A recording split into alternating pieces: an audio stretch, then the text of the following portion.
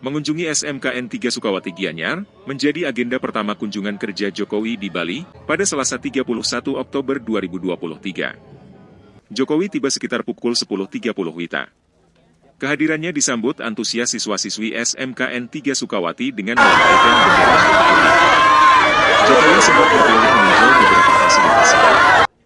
Ia juga menyempatkan diri menyapa dan memberikan pertanyaan dengan hadiah sepeda yang telah disiapkan. Yang dipimpin oleh hikmat kebijaksanaan dalam permusyawaratan perwakilan. 5. Keadilan sosial bagi seluruh rakyat Indonesia.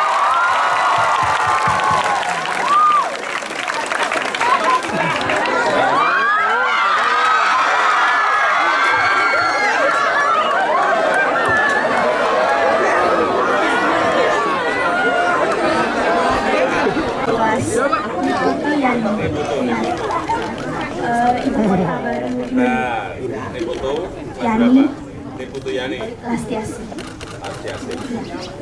Kelas 10 April.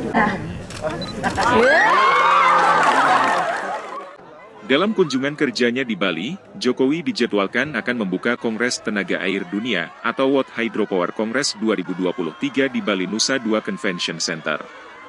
Gung Istri Bali TV melaporkan.